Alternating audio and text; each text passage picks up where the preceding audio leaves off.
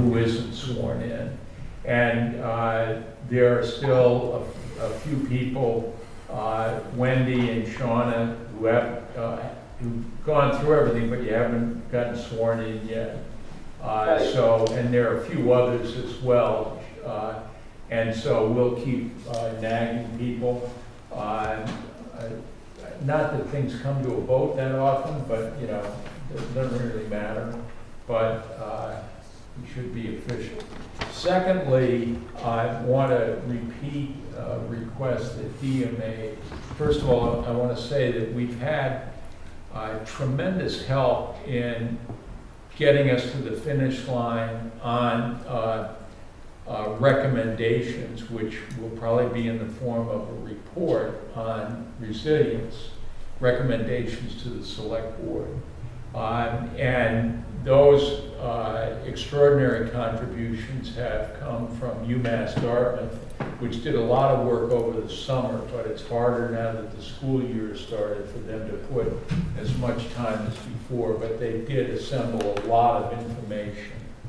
And Jeff may go into this more, their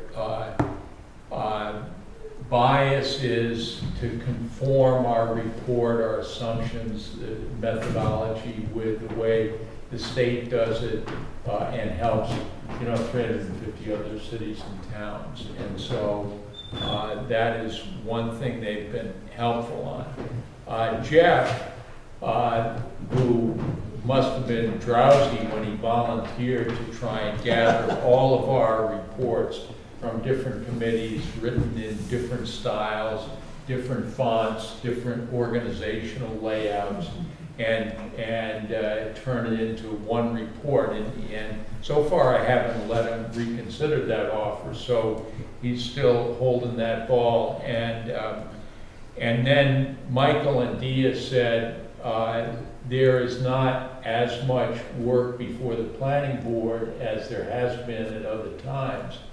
Think because economic slowdown, and so Dia is going to spend a lot of time with Jeff writing this report and tying everything together. And the goal, I hope, is that we have a report that's coherent and that makes us all seem at least as intelligent as we are, as it summarizes the work of all the subcommittees. And also, there are a number of other reports that the town is doing that are related in some way to our work. And I think Michael sent out the hazard mitigation plan to every member of the CRC. I went through every word of it, and it is good. I mean, I made some suggestions, but it lists a lot of recommendations that when you look at it, you would say, wow, this is very similar to what we've been talking about. Not surprisingly, it's hazard mitigation versus climate resilience, a lot of overlap between those concepts. So as we put our report together, I think we want to be aware of the recommendations of hazard mitigation report so that you don't have two town bodies recommending very different things. So that as we look at their work, we should be thinking, is that a good idea that we repeat it so there's some consistency. There is also an emergency response plan being prepared. There is an open, which also has some, it's a narrower focus, but some similarities to our mission. And there's an open space planning process underway right now. I think there's a public meeting at the library coming up in the next week or so to gather public input on open space. And that is not a direct overlap, but does have some overlap with our mission. So I think the challenge for us is to put everything we've got together, but also be aware of other planning processes that the town has. And hope that we help knit them together and we stay consistent with what's coming up from other directions. And lastly, I would say is we are getting closer to seeing a draft of the full report. I think Dia sent out a request, which I want to underline, because the first thing I look at in a report is pretty pictures and what the pictures connote. And so if any of you have photographs that might illustrate a threat, like the disappearance of Marsh Islands, or it might just illustrate something that's part of the character of Westport. We have, you know, a chapter on agriculture. We got a chapter on water, on beaches, and so on, health, public health. So if you have a picture that captures any of those subject matters, not all the photographs have to be, you know, crashing waves on beaches. They can be, here's what Westport is, and Resilience is trying to make sure we keep what's good about Westport. So if you have any photographs like that, will you send them to Dia, and we'll credit you in the book if we use them, but I'm hoping she'll have a lot to choose from so that we can get the best one. So thank you. Now, who else has joined us? Nefeli. Who? Nefeli. Oh, Nefeli's here. I just said such good things about you, Nefeli. So I'm glad you're here. The business we have while we have a quorum is that Dia and Michael have sent out minutes of the last two meetings. July 10th, the most recent one, and the meeting before that, May 28th. And the July 10th is just about a page long, and I've read both of them. I think they're accurate, sum up what we did, and I would appreciate if people, unless people have comments or corrections, a motion to approve both the minutes of July 10th and May 28th. Is there such a motion? Bob Daly, thanks. Second from Mike. Any discussion? All in favor say aye. Aye. Thank you for getting that order of business done. Next, we're going to have our first update. Michael, are you doing this on hazard mitigation? I know other of our members have been involved in this, but are you doing that presentation? You pretty much covered it, although if you haven't provided comments, you can access the report on the town's newsfeed, and there's a link to the report itself as well as the survey.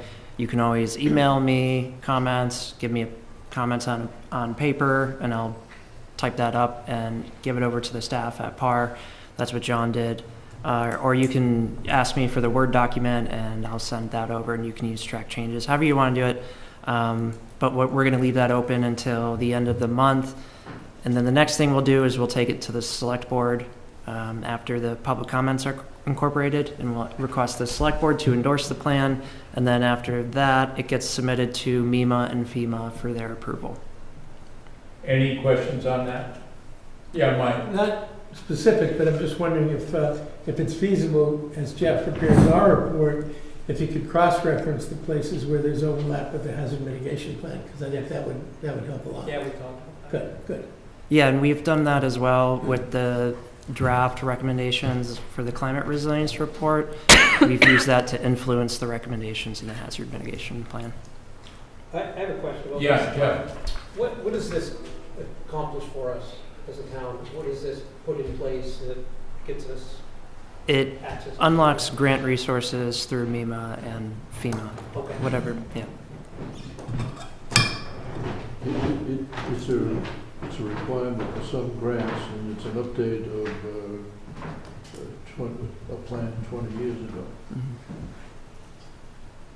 So there is a lot here that will seem familiar in terms of the discussions we've had in various committees. So I urge you to take a look at it, and while it still can be changed, offer any suggestions you've got on them. The prioritization matrices too would be helpful for grant applications through other agencies. Like for example, the Municipal Vulnerability Preparedness Program, that'll carry some weight when if we say that for storm surge, this is our #1 concern, then we'll be able to include that in the application for their consideration. So just as an example, to get you thinking, the way they set priorities is different than what the UMD team has suggested in terms of how you would rank risk. And so I'm not saying which one's better, I'm just saying they're different. And Jeff will get into that more in his report on the CRC. But there's a lot of good information, but there are definitely some differences between the way they've done things and the way we are doing things, which I think we ought to flag and be aware of. Thank you all on that. Barrier Beach, I forgot to mention that plan update. Yeah, there's that one. We're going to release a draft of the Barrier Beach Management Plan this month. So this draft plan is going to outline current management requirements. We're going to provide landowners with some recommendations on how to slow erosion and give the town some recommendations on how to better manage these resource areas. One thing we're particularly looking at is roadway management. And so an update from our last meeting, I think we had mentioned that we had applied to the Coastal Zone Management Grant, and we were awarded $75,000 to carry the Barrier Beach plan forward through a final plan and to submit it for permitting. So that was really great news. We're all going to, with this additional funding, incorporate Cherry and Webb Beach into the plan. We had received comments from in some of the public engagement sessions from the first part of the planning process that Cherry and Webb Beach should have been included, and we didn't because it doesn't have a road that's right at its center, but we figured with these additional funds we could incorporate that. And so yeah, we'll be doing that, and then we're also going to get into some more specificity with allowing a portion of providing a recommendation to allow a portion of Beach Avenue to renaturalize. That's something that's generated a lot of interest and conversation throughout our public engagement. So we'll have more details for that that'll be forthcoming as we have our grant kickoff and start to reorient the project.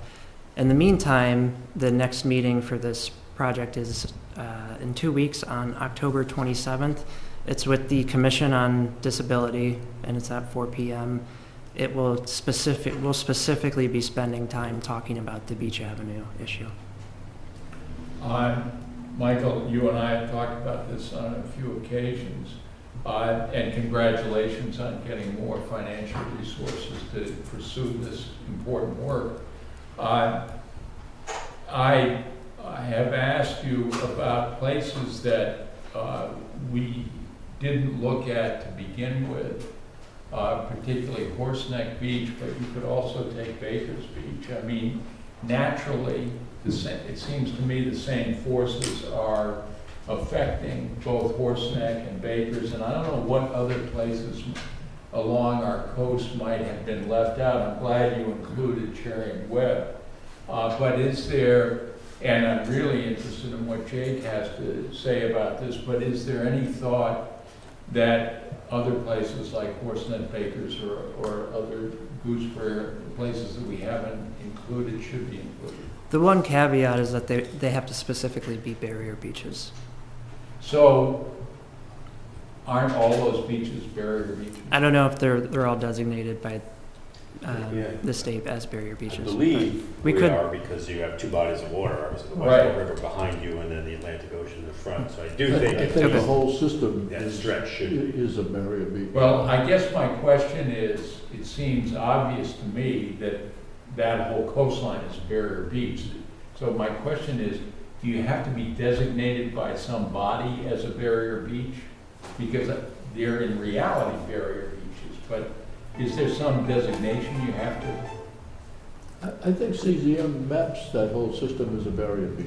I think so too. Yeah, can you check on that? And there are two reasons that I'm interested in including, especially Horseneck. One is it's a barrier beach like all the others, but I think, you know, the numbers that were being thrown out at the first meeting I went to, beach renourishment, $16 million for one of these places, is, and that was just one of 3 places. They each had similar numbers. We're gonna need to do any of that, help from the state. Mhm. And I think if we include Horseneck Beach, we at least get them bought into the process of how we're thinking about this and what is happening to their asset. So that's why, I mean, I don't give a hoot about Baker's Beach, but, oh, yes, I do. You just want the snack bar. I love the snack bar. But if you could find out, if you have some additional resources, whether there's any way to look at least those, couple of areas. John, just to Yeah. follow up on that, I know Horseneck does have a beach management plan in Mhm. place specifically to deal with the endangered species and the piping plovers.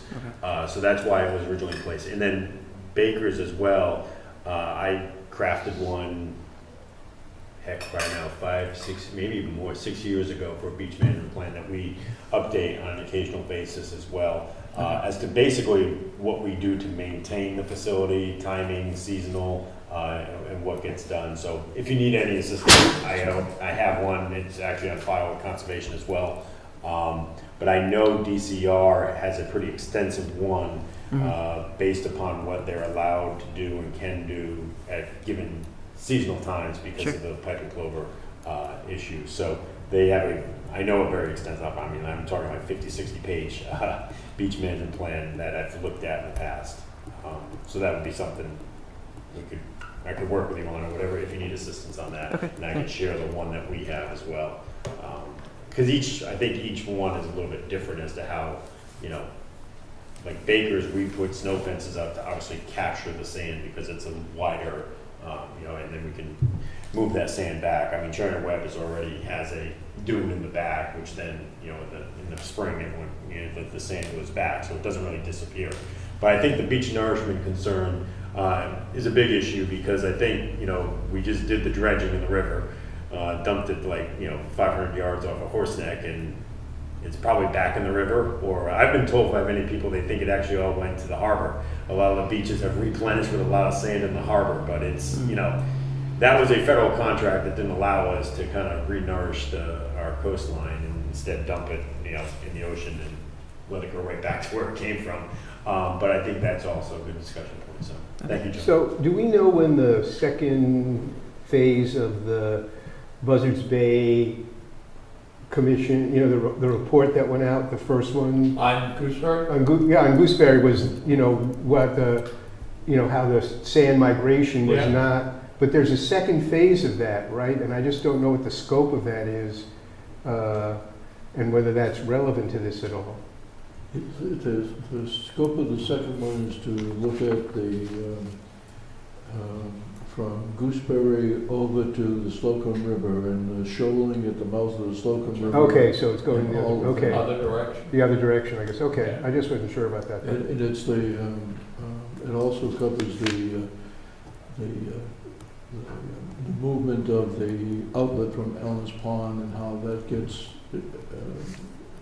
continues to shift, and it appears to be shifting more rapidly. That is, they have to dig it out much more frequently. Frequently, yeah, I think it's the East Beach Association that actually contracts to dig that out. So that's what that study is. And it's supposed to be by the end of the year.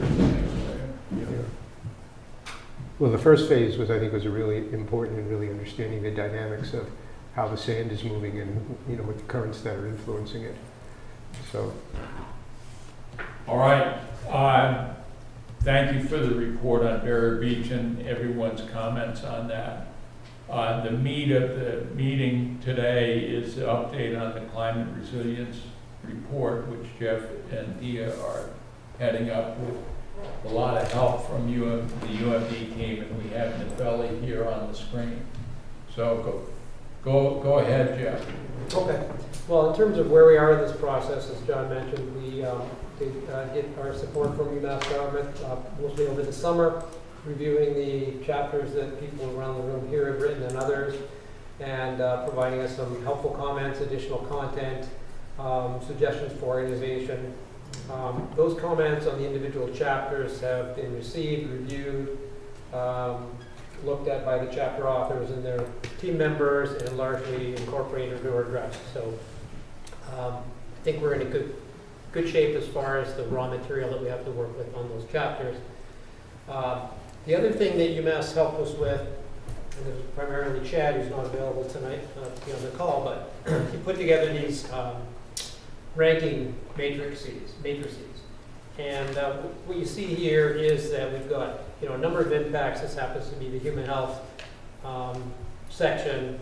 We've got 1, 2, 3, 4, 5, 6, maybe 8 or 9 impacts, a description, and then a way to score these, to identify the priorities. And I just wanted to go through that. Most of the chapter authors have also seen these.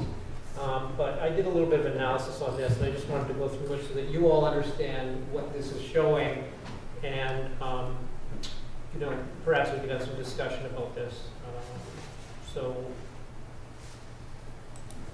first of all, why are we ranking these? Well, not all of the impacts are carrying the same risk, right? Like a hurricane that is threatening the coastline, but turns out to sea is a major hazard, but the risk is nullified if that thing turns out to sea. If it happens to make landfall, the risk is going to be much higher. So we need to assess both the size of the risk and then the likelihood of an impact happening. That's usually how it's done. And when we look at the hazard mitigation plan, that's more or less how they did it as well. They looked at the magnitude of the impact if it happened, and then how likely is it to happen. And then you can assign relative scores, right? So which of these are more likely, more impactful, and through a combination of those things, some certain things are going to rise to the top to focus on your highest priority impacts. And again, that's what we see in the hazard mitigation plan. They've identified the highest priority impacts. Steps to ranking: define your evaluation criteria, define how you're going to score things, assign the scores, and then do the ranking. And this is a very common exercise in any type of risk assessment. So UMass Dartmouth's recommendations were to follow consistent methodology across all the areas, which they've done for us here. They recommended following the state's climate assessment methodology. It's already been defined and used by the state. It facilitates communication with the state. These are our highest priority activities or impacts based on the methodology that you guys use. But they also said we're free to modify the methodology or to use another approach. So just a recap of the state's assessment. They had 1, 2, 3, 4, 5 sectors, they called them, that were examined. 9, 7, 6, 4 impacts in each sector, so manageable number, and then the highest priority impacts were identified. So you've got, somewhere between 3 and 5 high priority impacts per sector.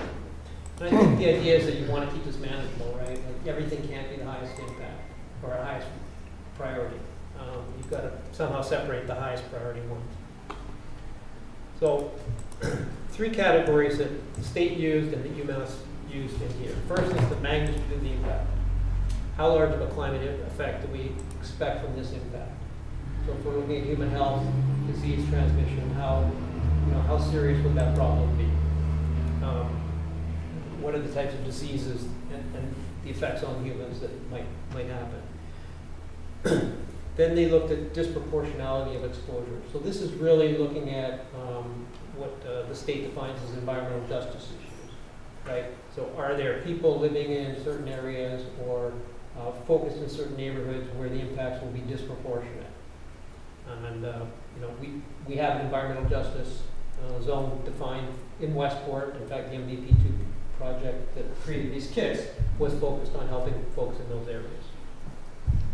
And then the third category, which I thought was a little creative, is what is the need for effective adaptation? So what are we currently doing? Are we currently doing enough to adapt to that impact and to address it, or is there really a large gap in adaptation needs?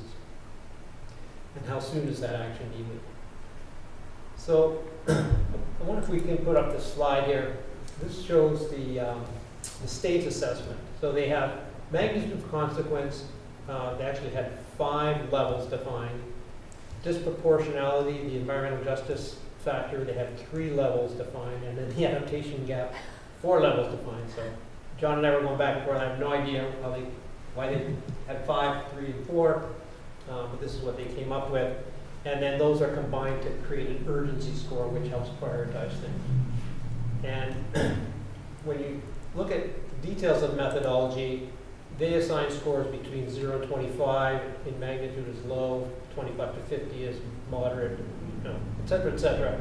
So each of these 3 categories, A, B, and C, got assigned a score between 0 and 100, and then they were averaged, okay, to get the urgency score.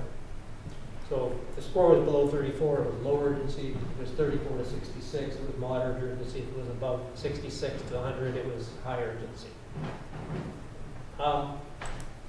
When UMass Dartmouth applied that to the Westport impacts, now we have about 46 impact areas across 5 sectors, which seems reasonable. And some of these may collapse because something was identified as an impact in human health, but it was also identified in water. So it's the same impact, it's just a different way of addressing it. And we've identified those. We'll be cross-referencing as we prepare the report.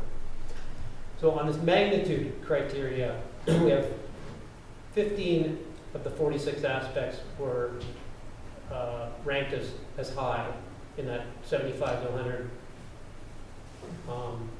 scoring. So 43% of the impacts. Disproportionality. 52% of the impacts were ranked high for disproportionality. 33% of the impacts were ranked high for a large adaptation gap. Okay, so when you go through and you average these, we have a max score of 100. If the average, if it's 100, 100, and 100, the average is 100. 0 would be the minimum. The high score on our 46 aspects was 92. The low score was 36. So we've got a range of 36 to 96. And then when you separate it out according to high and medium, 61% are high, and 18 or 39% are medium, and there's none ranked low because they were all met the criteria for at least medium. So I just wanted to pull all that together and see if you guys have any observations on that before I offer up another way that we might think about this. Comments before Jeff gives I made a couple of recommendations. One, while it's hard for me to read it, I can remember the numbers. If you look at the top line in the yellow on the right there, it's a score of 64, which is medium priority. But there are 11 actions in there or impacts in there. And the next one up is score of 66, where they're just 2. And so that's a big difference, but it's only the difference between 64 and 62. If you brought it down 2, you bring in 11 actions or impacts. And so the problem with doing this, the advantage of doing this numerically is that you objectify, you take the emotion kind of out of it, and you try and let the numbers steer you where you go. The downside of this is that you can put too much weight in numbers and miss something that's important because you're just blind to what the numbers say. You know, what's the difference between 66 and 64? You know, the second question that I still don't understand, and Jeff and I have talked about with Michael about this all the time, is disproportionality. Because, I'll give two examples. If you take exposure to extreme heat, that probably is going to impact people in north part of Westport more than the south part of Westport. And those tend to be people with fewer resources than people in the south. So the impact is greatest for the people who have the least resources in general. Now, if you were to take another threat, which is storm surge or hurricanes, there's also disproportionality. It's the people who live on the water who are going to suffer the most, but they're also the people with the most resources. Again, there are always exceptions to this rule, but I'm just talking in general. So both of those, to me, seem to be disproportionate. But in one case, the highest impact lines up with the least resources to deal with it. And in the other one, the highest impact lines up with the most resources to deal with it. And so do they get counted the same in this disproportionality matrix? That's a great observation, John.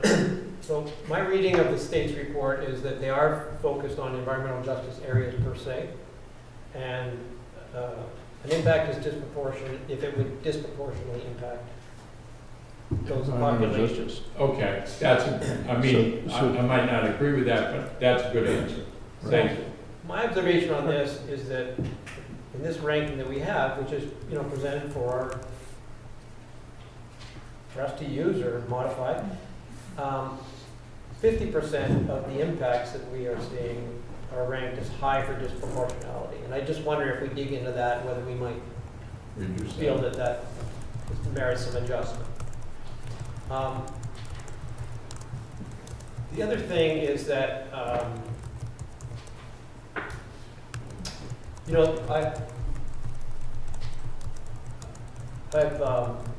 when I was an EHS consultant, I would go to these national safety conferences, put on the largest gathering of safety professionals, 10,000 people sometimes. It was always at the biggest convention centers in the country, Miami, Orlando, New Orleans.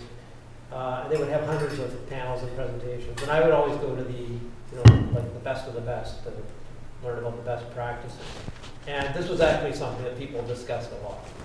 And one of the things that I picked up is that these averaging of these scores sometimes get you very little distribution. It doesn't allow you really high impacts to stand out. So a couple of other ways that this could be done is either to add these three scores together, which would give us a possible range of 0 to 300, or what I've actually seen done by a company like General Electric is they multiply them.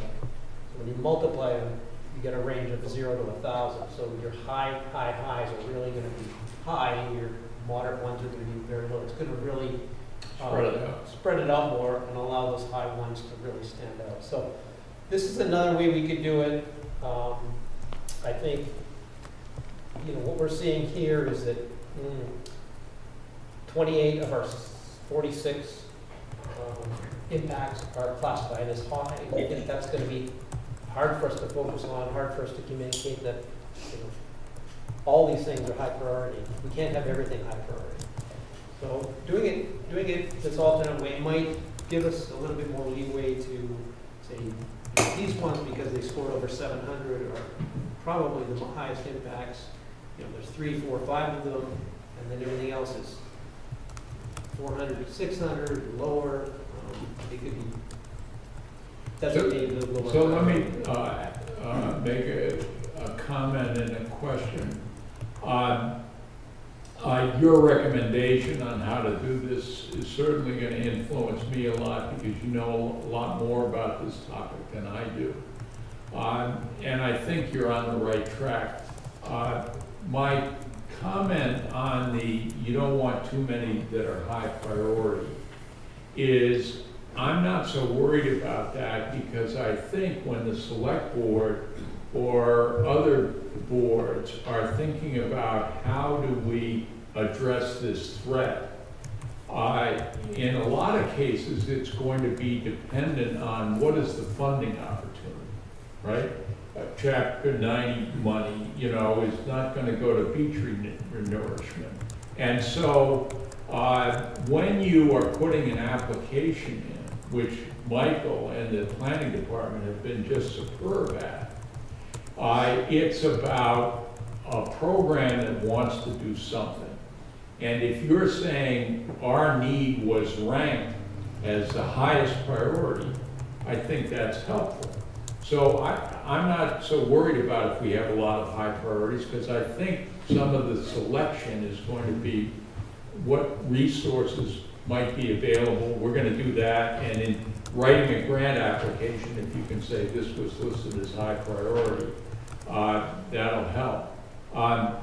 The question I have, I totally buy the idea of increasing the spread so you can examine the differences. What you said early in the presentation was if this was consistent with the way the state did things, then there are advantages to that. So if we multiply the 3 versus just averaging them, that's not what the state does.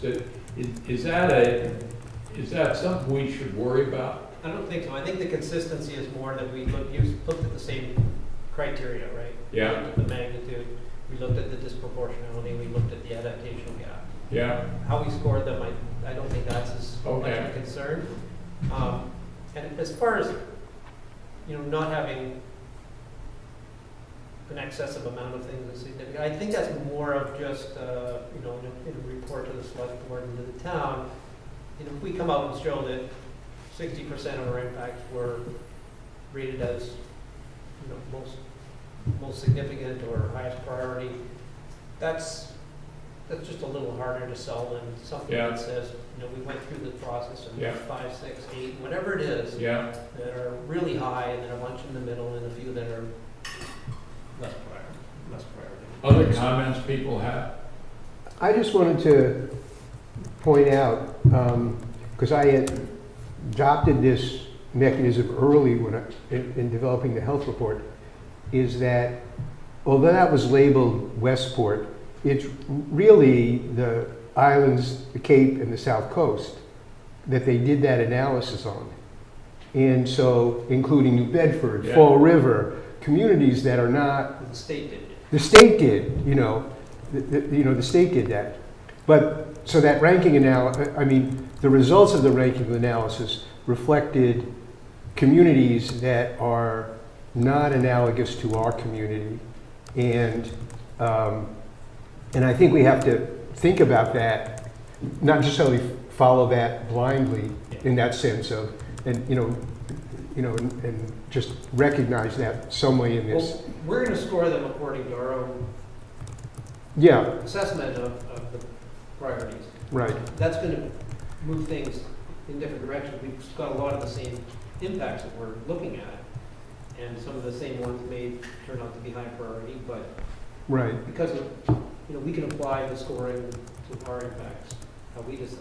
right. I just want people around the table to understand that while we're talking this about Westport rankings, we're really talking about, the watershed, the Buzzards Bay watershed communities that we're talking about, which is a range of But different these are communities. specific to Westport, Yeah, the ones you mass prepared. So you brought up something, both of you, that's really important, and that is how the subcommittees will engage in the future. 'Cause the way I see it happening is that Dia and Jeff are going to put this together.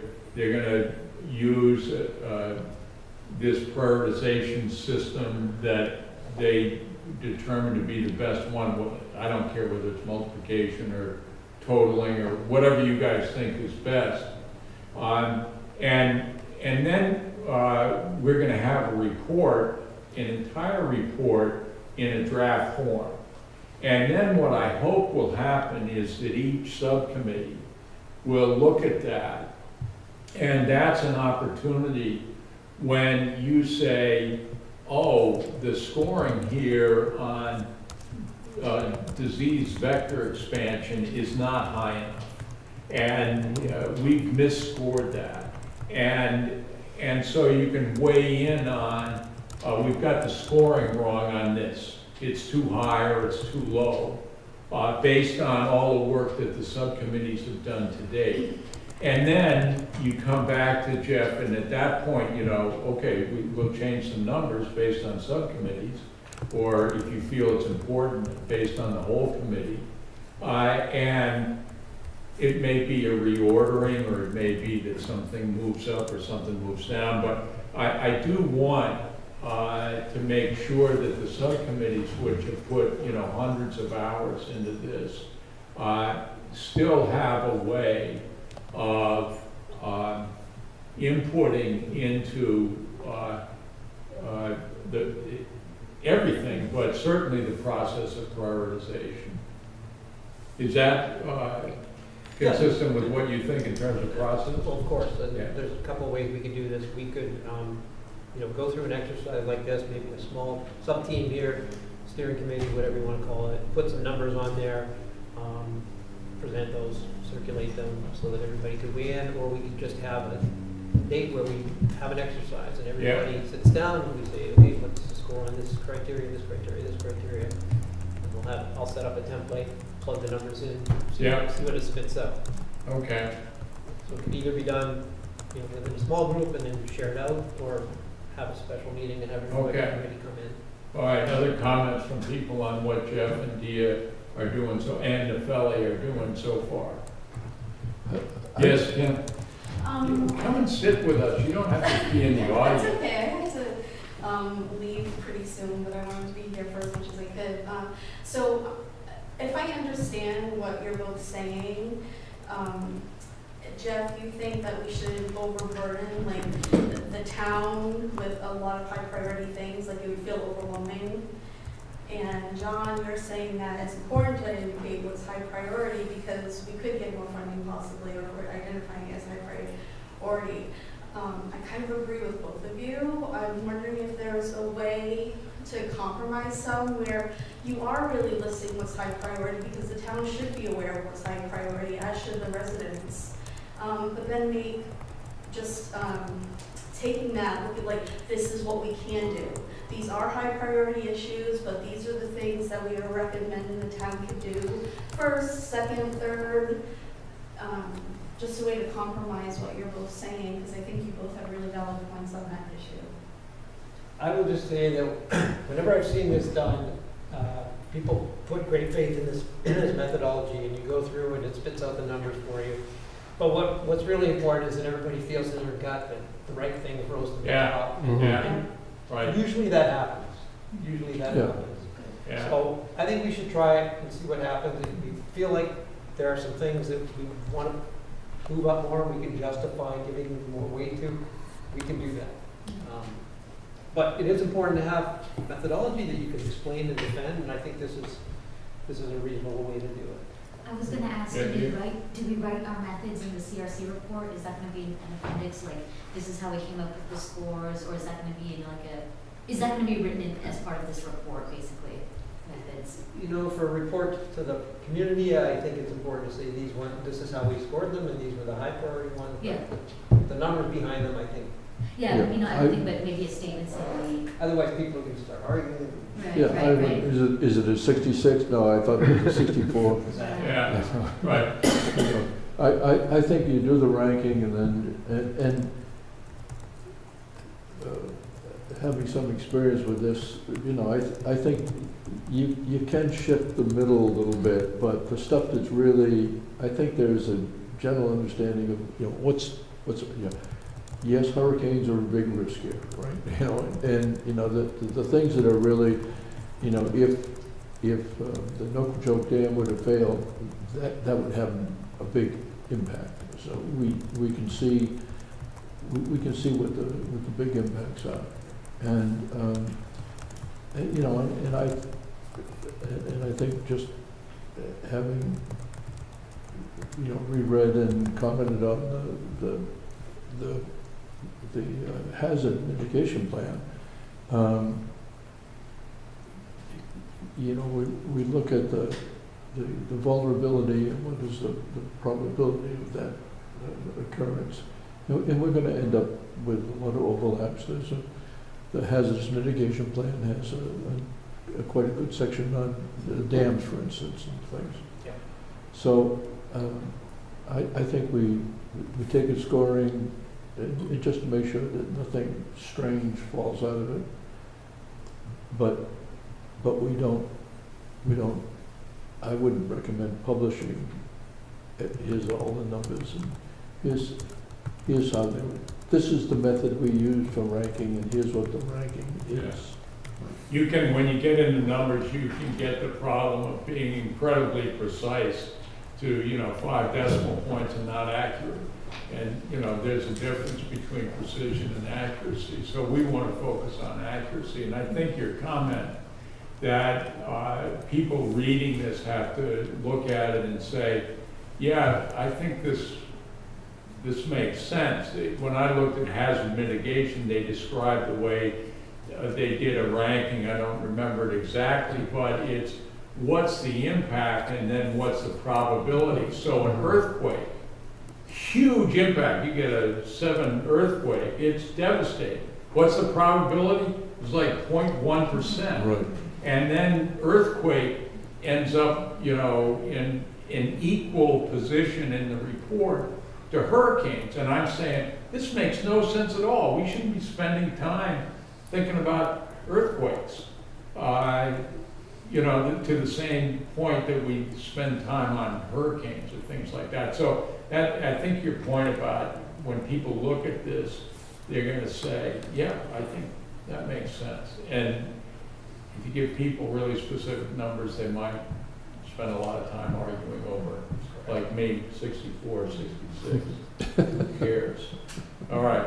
I think it was actually 67. 67. She's the numbers person. The other stuff you want to get into, Jeff, or do you? Just some other things we talked about as we kind of kick this off, working with the, we started to identify graphics. John mentioned the importance of pictures, but charts and outputs from planning tools and simulation tools, things like that. UMass Dartmouth is going to be able to help us with some of that. I believe that Wendy is working with them or teed up to work with them to do some mapping of the historic and cultural sites of significance in the town and their vulnerability to things like sea level rise and flooding. So we want to have nice graphics there. I think Michael mentioned that we're going to be able to put this together in-house using Adobe Illustrator. Is that right? InDesign, we'll use Adobe Illustrator for graphics and not maps, Yeah. infographics, and then Illustrator to assemble, InDesign to assemble the document. Yeah. So in each of the sections, we're identifying, what are the visuals, what are the images that would really help support this, and we're going to work towards creating those. So- So can I ask Nepheli, you and your team, Chad, and others have been so helpful and we really appreciate it.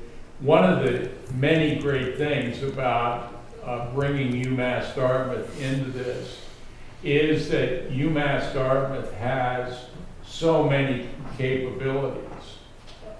We were just talking about graphics. And design is one of the abilities not currently represented, I don't think, on the UMD team, but the university has capabilities in all kinds of areas. You have any comments on what you've heard so far tonight? Yeah, sure. And we talked about this with Jeff and Mike. We do have very good GIS capabilities on campus, so we're working on developing a couple of maps and visuals, that would be useful for, for your report. And another aspect that we also talked about with Jeff is to create a specific chapter that would have a high-level overview of the, the predictions in terms of climate impacts. So that's also something that, we want to work on. And I have one of my students who is actually, attending, the meeting as well, Julia. And she's doing her master's thesis on climate resilience. So she will also, she will also be helping us, put together those useful resources and predictions, right? So that you have that in the report as well. One other thing that I wanted to actually comment on is the amazing job that all the subcommittees have done with the chapters. It was such a great opportunity to actually have again to review all those chapters and provide some comments. But I think that what Westport has is really unique because we're looking at different climate resilience plans from older coastal towns. We haven't seen much. First of all, we've seen a lot of towns having that MVP workshop completed, but they don't really have a resilience plan. And even if they do, it's at a very, let's say, high level without going into depth about what are the unique characteristics of the community, which I think it's so important to be highlighted, right, in the report. And because we have all the subcommittees and all the the work that you all done, it is really nice to see that reflected in the final report. I think that's something very unique, and that's something that definitely needs to be highlighted. And I'm sure that the residents will be happy to see that as a final product. The ranking tables, the ranking matrices that we basically put together, again, they're not supposed to substitute, right, the technical reports that you all put together. They're supposed to complement and kind of give a high-level overview of what is the urgency for its action. But as you mentioned, right, its action should be evaluated separately, right? And I think that, again, the subcommittee members, when they look at those different actions, like ranking them according to the, sure, to some extent there is an objective part with regards to what is kind of considered a disproportionate population, right? You can go based on what the state has defined as EJ communities, right? Low-income populations, minorities, and communities with limited, let's say, linguistic proficiency. But when it comes to the other aspects of that ranking score, there is a subjective part, right? So that's something that all the subcommittee members should provide some input in order to be able to say that where that ranking should be. And one more thing with regards to the methodology for the ranking, if it should be additive or basically, a multiplication between the three different aspects. Again, Jeff mentioned this is, something that, yes, the additive method is, what the state basically has, in the framework. However, if you decide to go with the, multiplication, that may make your methodology a little bit more sensitive, right, to the, some of those, categories. So this is up to you, totally up to you, which methodology you would like to adopt. We can discuss more about that, hopefully, when we meet in person soon. Thanks, Natalie, and thank you again for all the work that the team at UMD has put into this.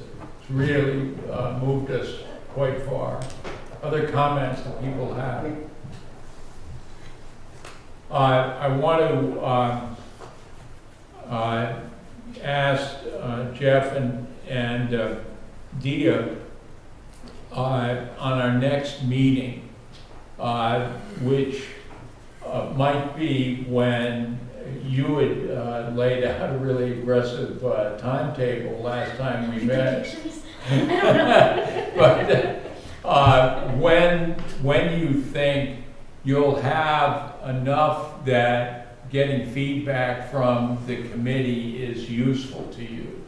I mean, we've been meeting every other month or so, but if you need more time, or what do you think on that? You guys are doing the work.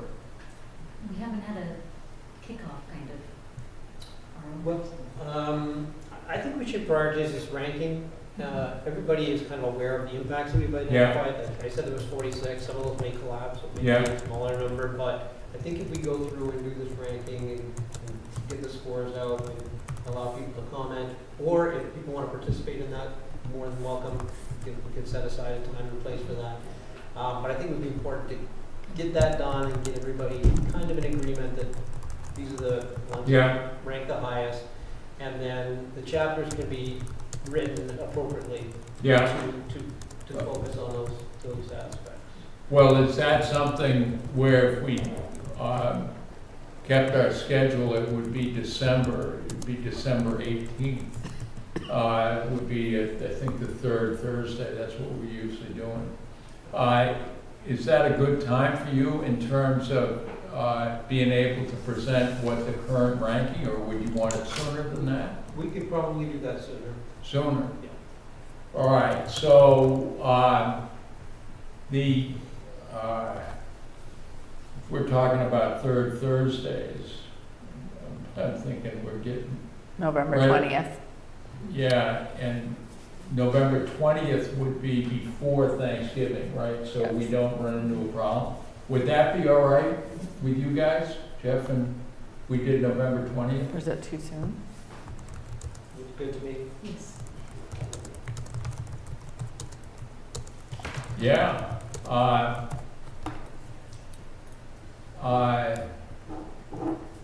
have a medical thing that afternoon up at Dana-Farber and Brookline, but I don't know if I'll get back. But let's plan on November 20th at 5 o'clock.